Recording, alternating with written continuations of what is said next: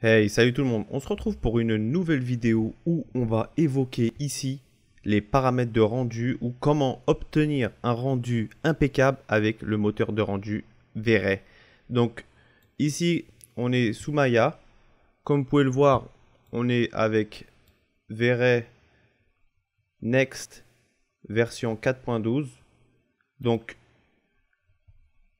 comme vous pouvez le constater ici on a une image avec une qualité quand même assez impressionnante.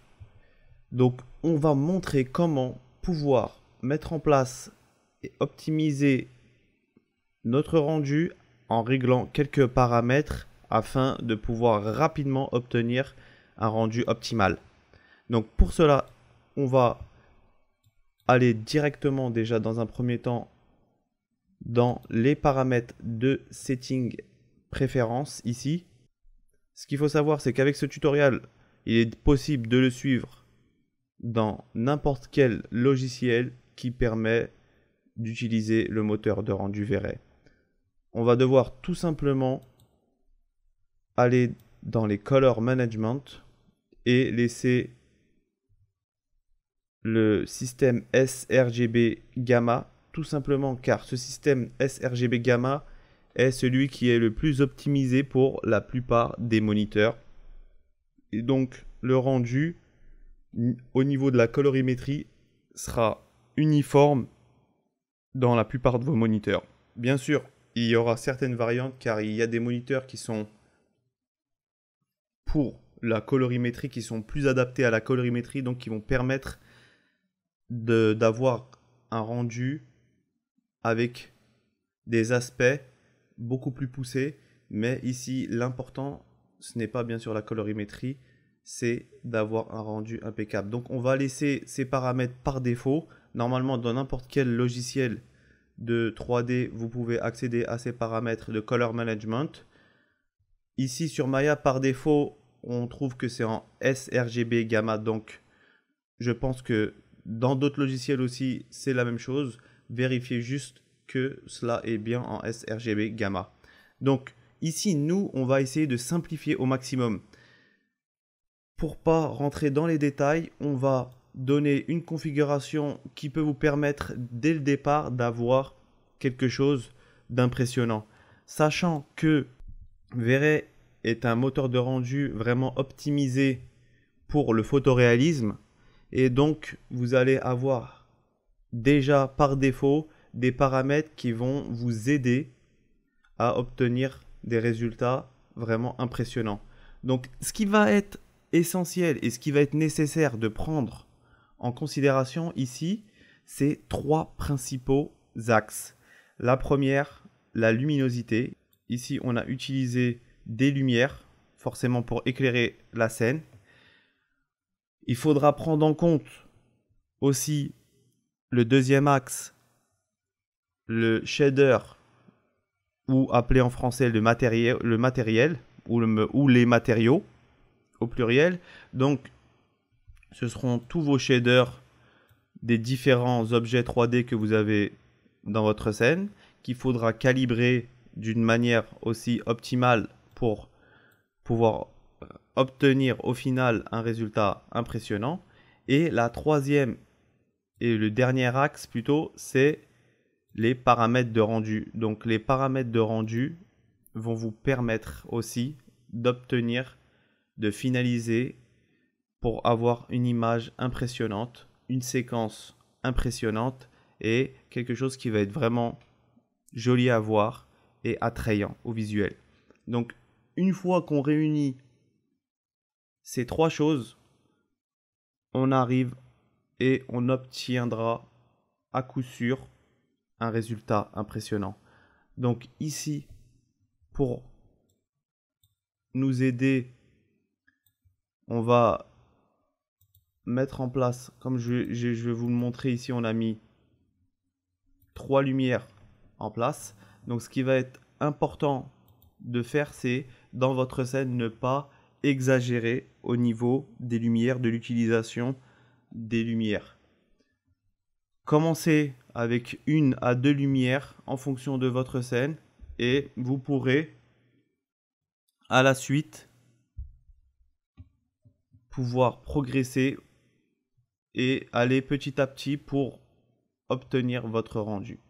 Donc ici, nous, on a mis 3 lumières en place de manière assez classique. Comme vous pouvez le voir ici dans cet aperçu, on a un rayonnement important qui arrive du haut de notre sac de frappe et on voit que ça reflète aussi le personnage. Donc au niveau de la V-Ray Light Dome, c'est bien sûr ici une texture et une HDRI de studio qui a été mis en place. Donc les HDRI vont vous aider d'apporter une luminosité beaucoup plus réelle justement à votre scène. Ensuite, pour les shadings, pour les shaders, comme vous allez voir, on va aller dans l'hyper shade et je vais juste prendre notre shader du sac de frappe. Comme vous pouvez le voir ici, on a un réglage assez classique, assez basique, juste des nodes de texture de diffuse, normal et glossiness qui ont été mis en place à travers le shader. Donc on n'a pas poussé ici notre shader, c'est assez basique. On a juste vu que ce shader, vu que ces textures proviennent de Substance Painter qu'on a exporté avec les pré-réglages pour le moteur de rendu V-Ray, donc ça a été importé de manière classique. Comme vous pouvez le voir, juste au niveau du glossiness ici, on a appliqué le RAW dans le color space et l'alpha is luminance. Donc ce qu'il faudra faire bien sûr à chaque fois que vous exportez vos textures de Substance Painter à V-Ray. Donc ça c'était juste pour le shader. Donc ici pour les paramètres de rendu, donc de base on va s'intéresser à l'onglet V-Ray et à l'onglet GI comme vous pouvez le voir ici. Donc l'onglet Common pour régler tout ce qui est animation, c'est-à-dire si vous avez une séquence à régler, le format en 1980, en 1920 par 1080 ou en 1280 par 720 ou en 2K comme je l'ai fait ici, à vous de voir le format que vous voulez utiliser, le nom du fichier que vous voulez, le nom de la séquence, l'image format. Vous avez ici les différents types de formats pour vos rendus. Donc l'onglet V-Ray, très essentiel. On va commencer avec la production engine. Donc comme vous pouvez le voir ici, on a deux types de production engine, soit le CPU ou soit le CUDA. Donc le CUDA c'est le GPU, c'est-à-dire que avec cela, une fois que vous enclenchez le CUDA, vous allez utiliser le moteur GPU de votre PC. Donc ce sera la carte graphique qui va entrer en jeu pour faire le rendu de vos images. Bien sûr, en fonction de la carte graphique que vous avez, ça sera plus ou moins rapide. Donc, à privilégier lorsque vous avez une carte graphique puissante, vous pourrez obtenir vos résultats beaucoup plus rapidement et vos temps de rendu seront très réduits. Mais néanmoins, malheureusement, lorsqu'on va évoquer le render element ici pour avoir les différentes passes, on a certaines passes qui ne sont pas accessibles avec cette production engine, c'est-à-dire cette façon de rendre ces images. Alors, pour le reste, bien sûr, au niveau de la configuration, ce sera la même chose si vous utilisez le GPU CUDA ou le CPU, c'est-à-dire que le CPU, ce sera à l'aide de la puissance de votre microprocesseur, ça qui va vous permettre de rendre vos images. Et donc, avec le CPU, vous aurez bien sûr accès à toutes les passes de rendu que vous souhaitez. Pour l'image sampler. Donc pour l'image sampler, c'est ce qui va vous permettre d'améliorer, d'affiner la qualité de votre image.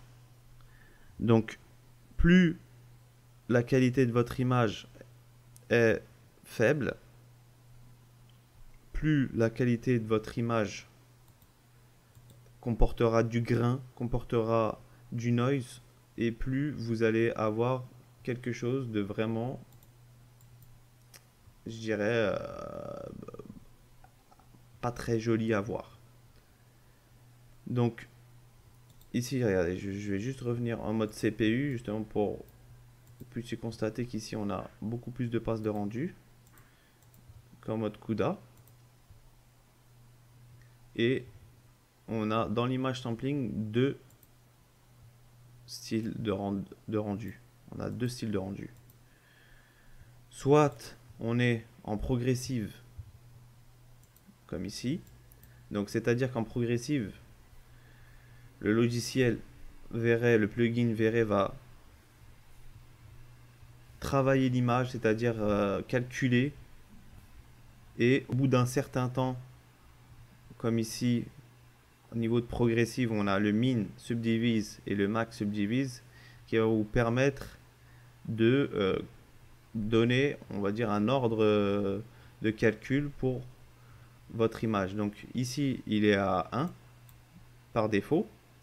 Et on voit que le maximum render time par minute, c'est une. Donc on va calculer notre rendu sur une minute et on va essayer de calculer du mieux qu'il peut l'image que vous avez travaillé.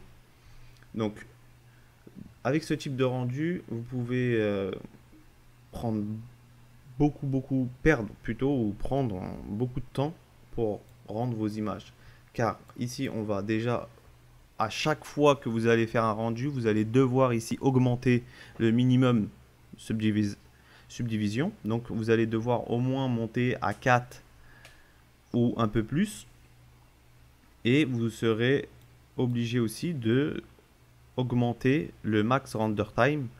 Et vous allez devoir entrer des valeurs plus importantes. On a le noise threshold justement qui va vous permettre de réduire aussi le grain, les petits points que vous allez voir ici au fur et à mesure. Une fois qu'on a calculé notre image, on aura de plus en plus des fois de petits points, et pour enlever le grain ici, on va devoir réduire cette valeur, la mettre à 0,001 ou 5 pour avoir moins de noise. Donc ici on a le filtre AA qu'on peut aussi augmenter, qui va vous permettre de justement améliorer la qualité de votre image aussi. Mais moi je vais vous préconiser ici d'aller en système bucket. Donc le système bucket ici, comme vous pouvez le voir, c'est un système qui va être un peu plus rapide en fonction des réglages bien sûr, mais qui sera beaucoup plus exact. Et comme vous pouvez le voir ici, on a la même chose, min, max, subdiv, mais il n'y a pas cette question de temps. Donc vous allez, une fois que le calcul sera mis en place, vous allez directement obtenir votre image. Donc ici par exemple, je vais faire un petit rendu, je vais juste changer le nom.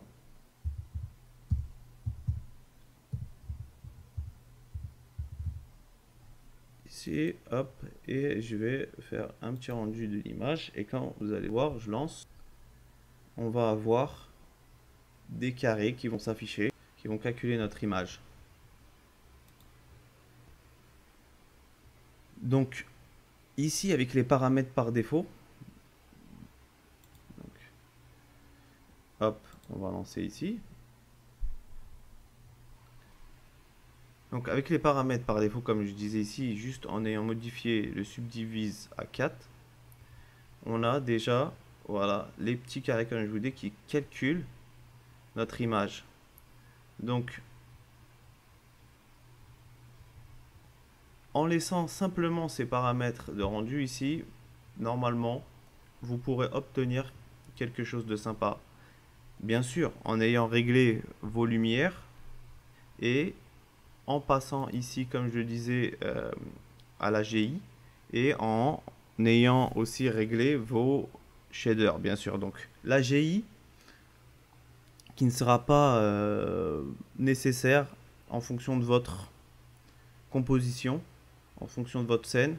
Ici, je l'ai appliqué juste en concordance avec la HDRI pour essayer d'obtenir des réflexions un peu plus poussées. Mais j'ai laissé par défaut les réglages. Donc ici,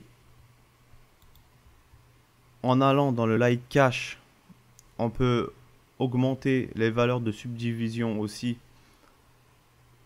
pour obtenir une meilleure qualité de l'image.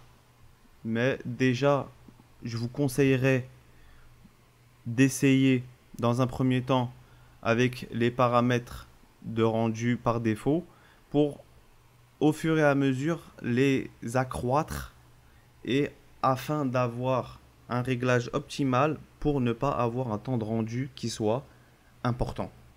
Ce qui va être important de régler aussi, bien sûr, c'est notre luminosité. Donc ici on a pris une V-Ray Light. Donc voilà, comme vous pouvez le voir, j'ai utilisé l'intensité à 6. Donc après, à vous de varier, de jouer avec les réglages afin d'obtenir quelque chose qui vous correspondra. Ok, donc une dernière chose à savoir, comme je le disais, pour la luminosité, c'est donc lorsque on est dans la luminosité, ce qui va être important de voir, c'est le sampling. Comme vous pouvez le voir ici, le sampling est bloqué à 8. Donc avec cette valeur de 8, vous allez avoir normalement un bon résultat. Mais il se peut que vous continuez à avoir du grain, quelque chose d'un peu moins net. Et à partir de là, si vous voyez qu'il y a des difficultés à obtenir une image correcte déjà avec les valeurs qu'on a entrées, vous pouvez utiliser le Use Local Subdivide qui va vous permettre de débloquer cette option et à ce moment-là de doubler les valeurs. Ici, on peut commencer déjà à mettre à 16 et bien sûr après on peut être amené à les tripler en fonction de votre scène, ce qui avec ça va vous permettre d'obtenir des résultats vraiment impressionnants. Et une fois ces réglages mis en place, vous pourrez obtenir des images vraiment à couper le souffle, des rendus vraiment impressionnants et vous pourrez améliorer toutes vos compositions, bien sûr avec un travail de compositing, mais que nous verrons bien sûr dans une prochaine vidéo, car le compositing des passes de rendu est très important aussi pour finaliser votre travail. Mais sachez que pour toute personne qui veut uniquement travailler ses rendus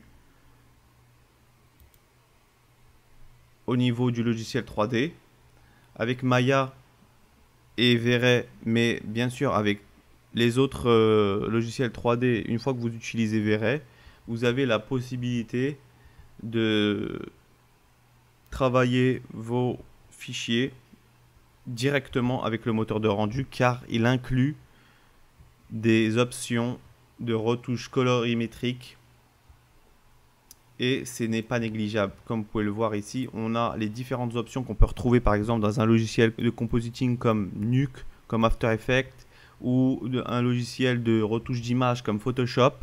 On a le réglage de l'exposition, de la saturation, des courbes de niveau et ainsi de suite. On peut vraiment aller très loin déjà avec juste le plugin, le moteur de rendu V-Ray. Donc j'espère que vous allez vous améliorer et avoir un rendu beaucoup plus impressionnant avec tous les trucs et astuces qu'on a pu voir dans cette vidéo. N'hésitez pas à me faire part de vos retours dans les commentaires. Un petit pouce bleu, un petit commentaire d'encouragement, ça fait toujours plaisir. On se retrouve bientôt pour une nouvelle vidéo. Prenez soin de vous. Ciao.